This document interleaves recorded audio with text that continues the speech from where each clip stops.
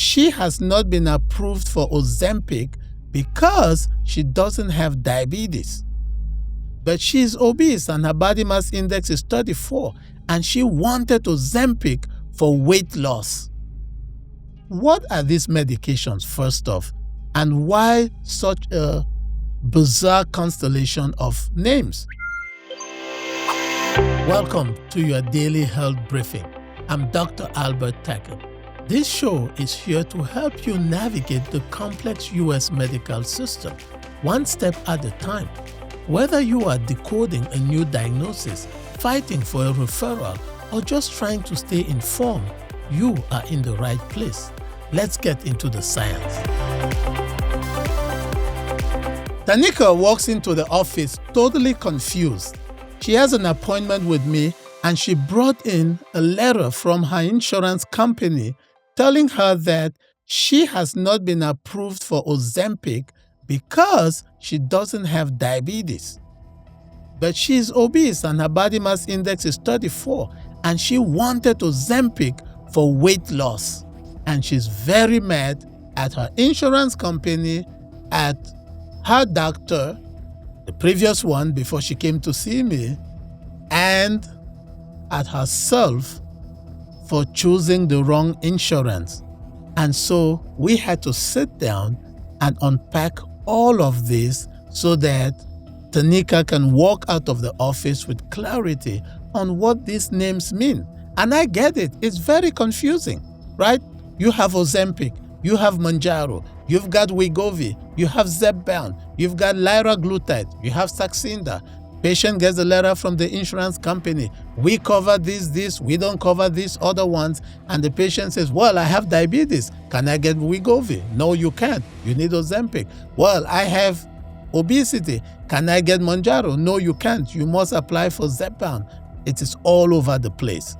But today, you came to the right place to unpack all of this. So let's get into the science. What are these medications, first off, and why such a bizarre constellation of names?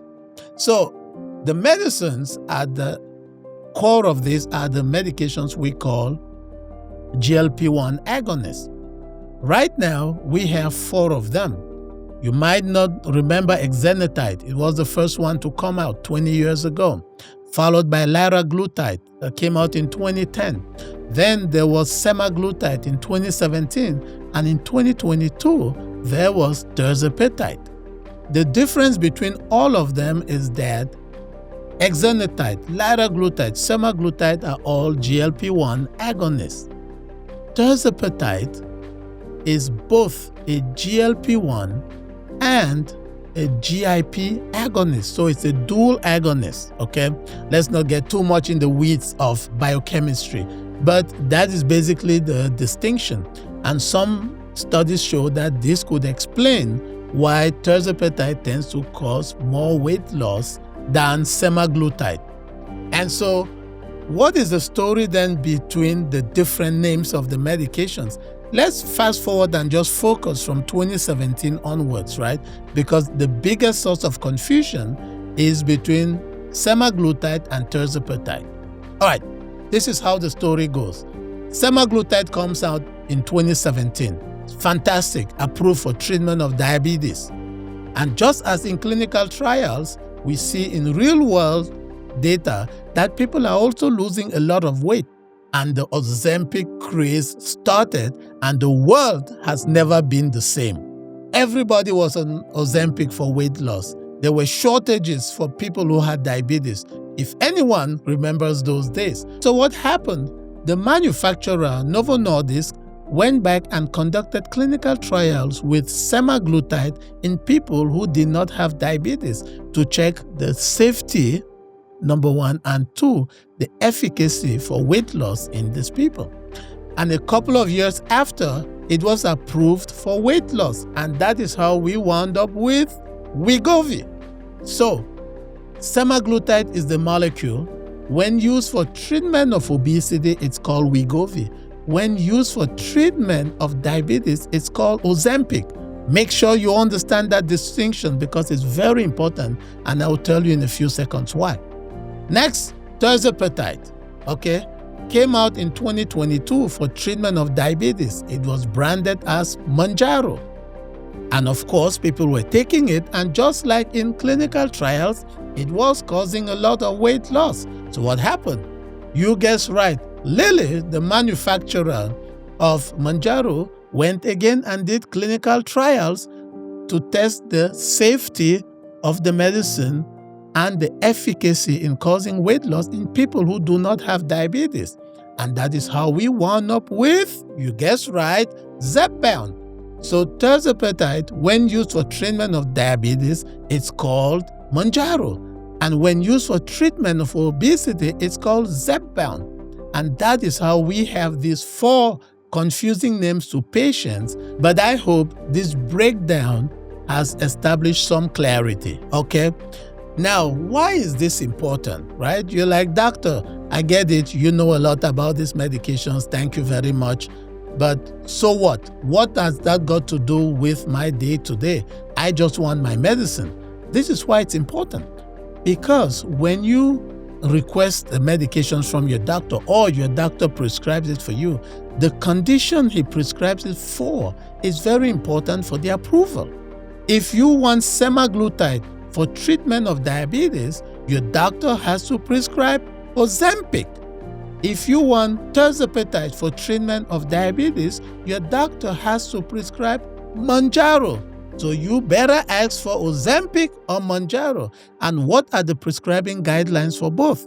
You must have type 2 diabetes, and then some insurance companies require your A1C to be more than 7 or more than 8, but that's getting into the weeds of insurance companies. But by and large, to be diagnosed with diabetes, your hemoglobin A1C has to be equal or greater than 6.5. On the flip side of the coin, if you have obesity, you need to request Zepbound if you want terzapatide, or Wegovy if you want semaglutide. Why is that important? It's because the prescribing criteria for these medications are a body mass index of 27 or more with high blood pressure, diabetes, or other metabolic condition, or a body mass index of 30 and above simply.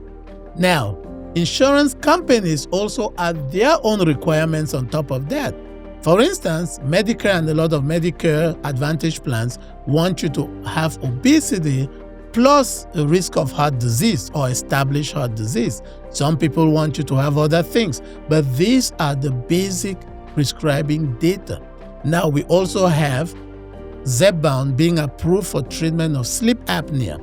We also have Ozempic being approved for treatment of people with fatty liver disease with fibrosis, but that is a little bit more advanced. But for the purposes of this episode, I want you to remember these simple facts, okay? So let's get to the part where a doctor and patient work hand in hand to help the patient navigate this complex maze of healthcare regulations. The doctor has to take the time to sit down with the patient, and the patient has to take the time to bring his questions, right? What do you need? You have diabetes. You need Ozempic or Mounjaro. You have obesity. Well, you need Wegovy or Zepbound. How do we get you to do that? How do we get you on the medicine? It can be approved by your insurance off the bat, or we might need to do a prior authorization. If that's the case, we document the history. We have staff that does a prior authorization. But above all, dear patient, you need to arm yourself with patience because these medicines are expensive. Insurance companies don't want to pay for them. And so we have to fight and overcome all these hurdles and barriers they put in the way of you obtaining the medicine.